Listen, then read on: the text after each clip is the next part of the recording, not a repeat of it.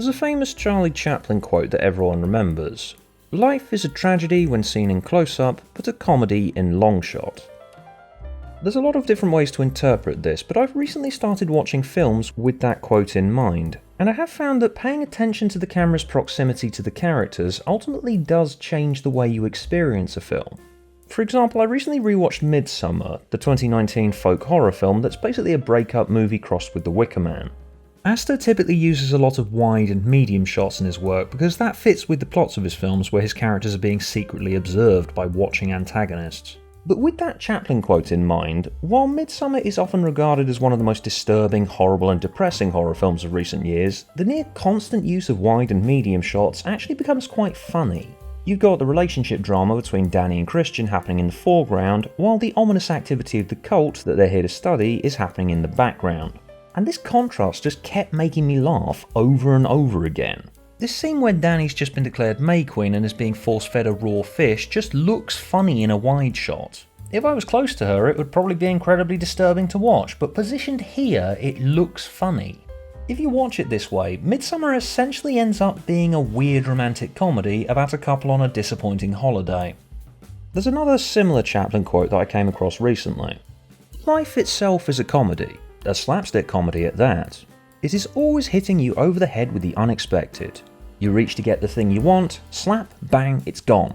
You strike at an enemy and you hit a friend. You walk confidently and fall. Whether it's a tragedy or a comedy depends on how you look at it. There is not a hair's breadth between them. For some reason this quote made me think of Mr. Bean. If you're unfamiliar with Mr. Bean, who are you? Really? Rather than being a traditional British TV series, Mr. Bean was a series of half-hour specials broadcast between 1990 and 1995, starring Rowan Atkinson as Mr. Bean, a strange man who gets into all sorts of embarrassing situations. The humour is reliant on a mix of farce and slapstick, and it's very much the successor to popular comedians from the silent era like Chaplin. Mr. Bean goes to a swimming pool and goes to the top of the diving board, but he gets cold feet, and the people behind him push him into diving, resulting in him hanging off of the board by his fingers and wiggling his legs in the air before stamp, and he falls into the pool. The fact it's primarily physical comedy meant it was easier to sell Mr. Bean to foreign territories because funny faces and silly movements transcend language barriers. But it's not as if it's entirely silent, and it's weird how I, and quite a lot of people I've talked to, seem to have this perception of Mr. Bean that either he doesn't speak, or if he does speak, it's just a series of incoherent noises. Or just the odd word like bean. Bean. But if you watch it, you will see that he can actually form coherent sentences. It's just quite rare. Just popped out for lunch. My thinking he was silent could be Mandela effect. I hadn't seen any of these since I was a child, but it kind of makes sense why I thought Mr. Bean doesn't speak, because Mr. Bean isn't really a normal human being as such. Not just in the sense that canonically he has been revealed to be an alien in the animated spin-off that they did. I remember this was a point of discussion among kids in the mid-90s about what Mr. Bean actually is. The opening titles show Mr. Bean appearing to be spat out of a circle of light, which could be implying that he's been beamed down to Earth from a flying saucer. Or given the theme music is this heavenly choir, it could be that he's an angel who's fallen to Earth.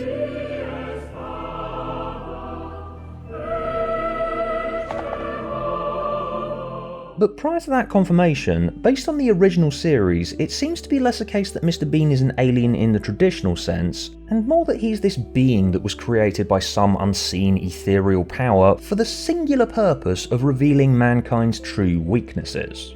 Mr. Bean doesn't really make sense as an actual human. He appears to be completely incompetent at everything he does, and he appears to have no redeeming qualities at all.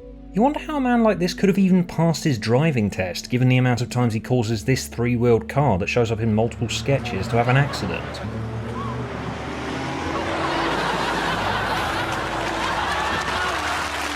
Why has he never been stopped by the police? How many points does Mr. Bean have on his license? How many times has the driver of this three-wheeled car ended up in hospital because of this man? How does Mr. Bean hold down a job and earn an income if he's this incompetent and lazy and nothing he does ever works? He can't even use an electric shaver without getting it accidentally stuck up his nose. He's obviously got a job. He lives alone, he has a car. In the movie, they show that he's supposed to be a security guard at the National Gallery, and they try and explain that the board are trying to fire him, but he gets vouched for by the chairman, who just likes him for some reason. Now, Mr. Bean has worked for us for many years. And will for many years to come.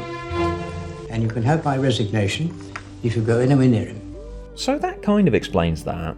At the same time though, if he was your employee and given just how obvious he makes it that he's incompetent, this would not last nearly as long as it clearly has.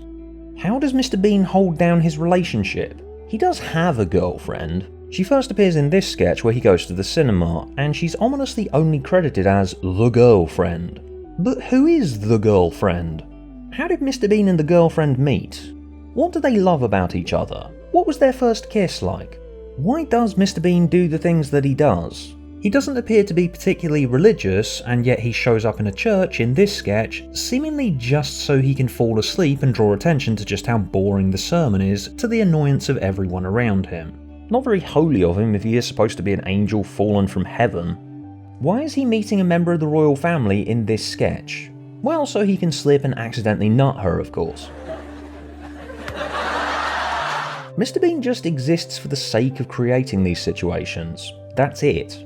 And there's something oddly disturbing about this idea. You've got this strange entity that looks like a normal human, dresses like one, but distinctly isn't a normal human. And he's just wandering around British society for the purpose of causing car accidents and assaulting members of the royal family, all while making a face that says, "Oh, I'm sorry, it was an accident. You can't get mad at me or put me in prison because I genuinely didn't mean it." As far as you're aware. Because I'm not convinced that all of these are accidents. I think Mr. Bean is genuinely malevolent.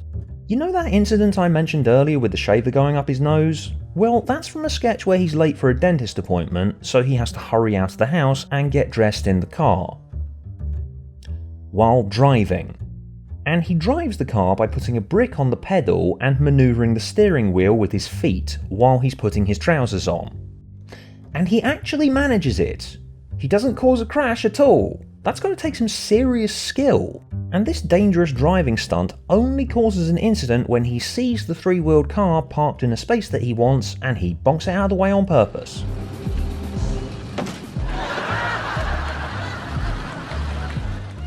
I know that some might interpret Mr. Bean as essentially a naughty schoolboy, and I do see why. He is quite childlike. Look at this episode where he goes on holiday and he gets a hotel room, he jumps on the bed, he knocks on someone's door and runs away tittering. Fairly mild examples, sure, but sometimes he goes pretty far. There's even a sketch where Mr. Bean kills a man. Well, as far as we're aware. Mr. Bean's car won't start, so he has to go to a bus stop, where a man that's also waiting there has a heart attack. And Mr. Bean, after failing to give him CPR and using jump leads to shock him back to life, ends up calling an ambulance, and while they're tending to the man, he uses the jump leads on the ambulance to start his own car, which works, he drives off, but it shuts down the ambulance, leaving them stranded.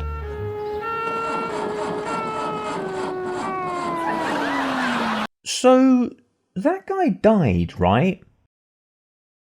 I don't know, we never see him again. He could have died, we don't know.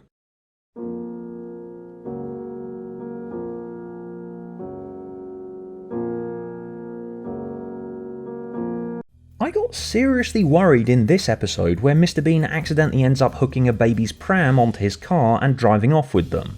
Oh god, please no, that baby's gonna die, aren't they? Why does Mr. Bean own a gun? Who sold him that? No, really, I'm genuinely asking. This is terrifying. You know how a bunch of production companies have started making horror movies based on incredibly famous intellectual property that's just come out of copyright, like Winnie the Pooh? Well, when Mr. Bean's copyright expires, you wouldn't actually need to do much to turn it into a horror. Like, just look at that face a moment. You might think at first, oh, Mr. Bean, wonderful, silly, physical comedy, part of my childhood. But now imagine it's late at night. You're in bed. You look outside your window, and you see that face. Exactly. You don't notice though, do you? Because Mr. Bean, this chaos entity, has given himself the appearance of someone non-threatening.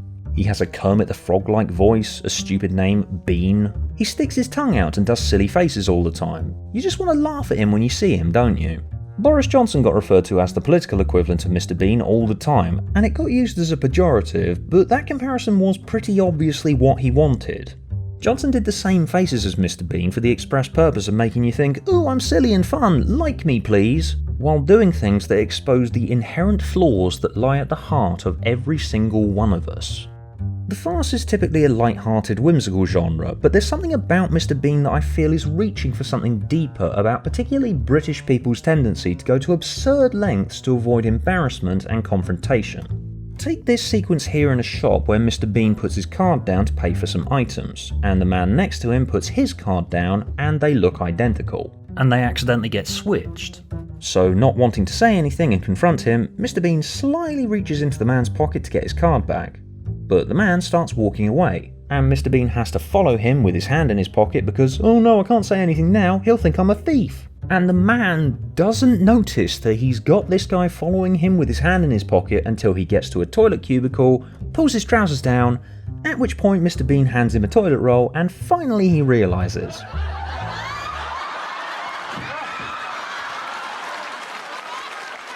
I felt this sketch freeze at this point, as if everything suddenly stopped and Mr. Bean was staring directly at me, his eyes boggling out of the screen and saying to me, "This is what you're like, isn't it?"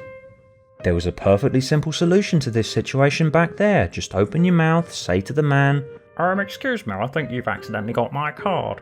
You'd compare the names on the cards and realise the mistake. But you didn't, did you? You desperately wanted to avoid embarrassment, and so you ended up here. Because that's just what you're like, isn't it? Look at you. Because I have done Mr. Bean-esque things before throughout my life. Just like in The Return of Mr. Bean, I once ordered steak tartare at a restaurant without realising it's basically raw mince, and I thought, oh, so I'm actually going to have to eat this rancid thing now, aren't I?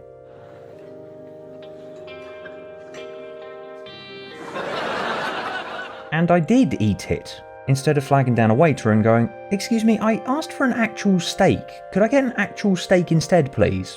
Why do you even sell this?" Apologies to any French viewers, but come on, it's gross. There's a degree to which Mr. Bean's antics do feel deliberate, and they're done to demonstrate man's flawed nature. He does all the right faces to make us think, "Ooh, this wasn't supposed to happen," but it was supposed to happen. Well, because it's a TV show, isn't it? The writers, Richard Curtis, Ben Elton and Rowan Atkinson, have sent this man out into the world to cause chaos and accidentally end up naked in various situations.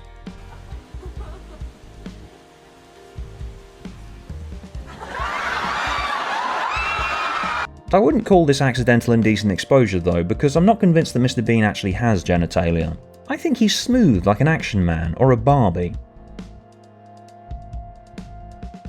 And yes, I know that trying to imagine what Mr. Bean's genitalia looks like is probably degrading a very serious and academic conversation that we're having here. I'm sorry, okay. Just look at this sketch where Mr. Bean is looking at his reflection, making sure he looks nice so he can go into this photo booth and get some photos taken.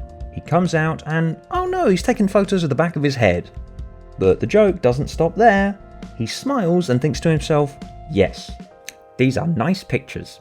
This is what was supposed to happen. Because that's what people are like, isn't it?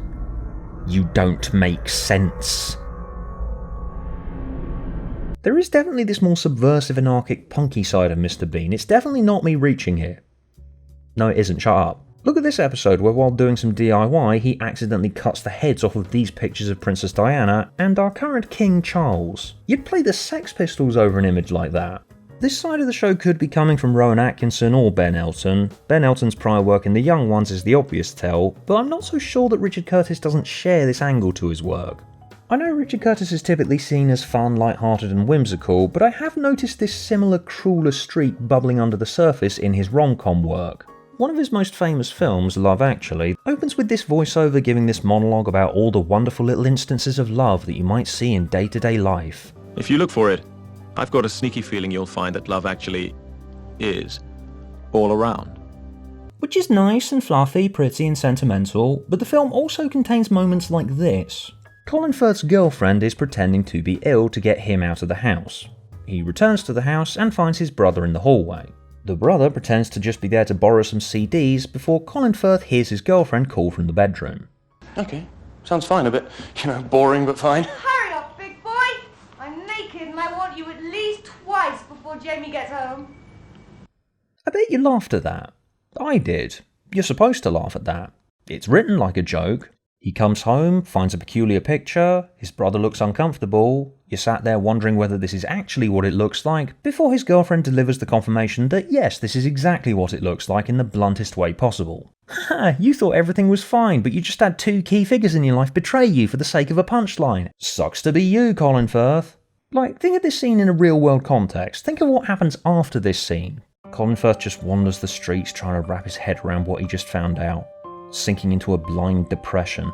He gets a hotel room and spends his first night alone, and in the darkness between silence and sleep, he sees his brother's guilty face plastered over the inside of his eyelids, and hears that terrible sentence echoing around his head. Hurry up, big boy! I'm naked and I want you at least twice before Jamie gets home. You don't see that bit. The film doesn't want you to think about that bit, it just sends Colin Firth on to have a sweet holiday romance. But this scene is a moment of pure, undiluted horror for Colin Firth, but the way it's framed makes it look and sound like a joke. And that is, in essence, what Mr. Bean does. The 1997 movie adaptation, Bean, is essentially a standard Richard Curtis rom-com that just happens to have Mr. Bean in it. It's about an art gallery curator called David who's unveiling a famous painting at his gallery in LA, and he takes Mr. Bean in under the assumption he's an art scholar called Dr. Bean, and lets him live with his family. David's marriage is obviously already on thin ice, and Mr. Bean makes everything worse, and the film is full of these little moments where it feels much more serious than that poster implies. The nurse says that it's not a coma, that she's just sort of taking time out. You know how in A Muppet Christmas Carol Michael Caine is playing Scrooge as deadly serious as possible, despite the fact he's talking to Kermit the Frog? How would the bookkeepers like to be suddenly Unemployed! Well, the Mr. Bean movie is like a reverse Muppet Christmas Carol. Everything in it except Mr. Bean is deadly serious. Well, you're a braver man than me, and I single-handedly take on gangs armed with AK-47s. But bringing me back to my point about it being quite punky, the main plot is about Mr. Bean undermining this stuffy and serious work of art. He accidentally sneezes on the picture, and in trying to fix it, completely destroys the painting.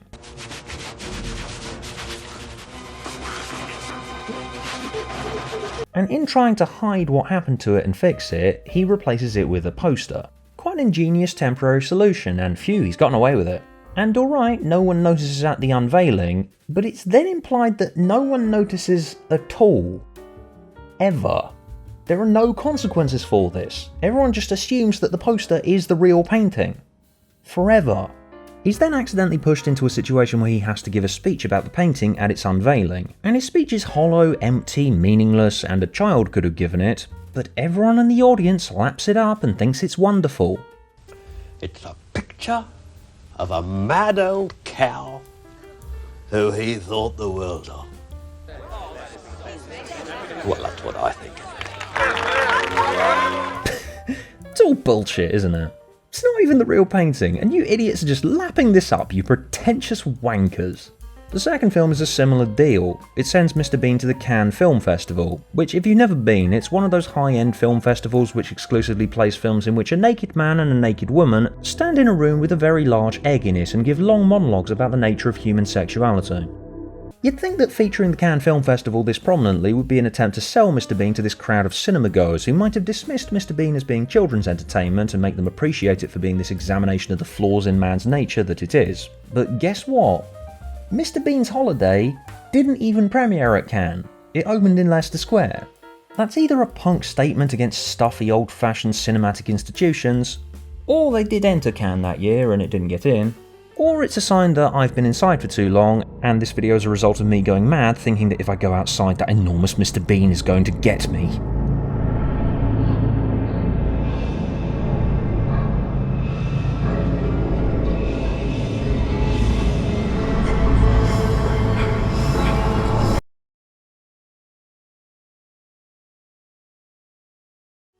Thanks for watching, everybody. In case you didn't know, I have a Patreon, just like everybody else, and you can give money to it if you want to. Special thanks to the following generous people: A. Maxwell, Aidan Jinks, Alistair McPherson, Aniran Hunt, Captain Greza, Charlotte Discordia, Chris Lim, Chris P, Dave Sanders, F.R. Brench, Ivy Kelly, James Morgan Belcher, Jennifer Milligan, Joel, Max Kennedy, MB_8, Oxbow Izamstein, Robert Conley, Sabrina Wade, The Hickster, and Tony Thompson. Thanks for watching, everybody. See you next time.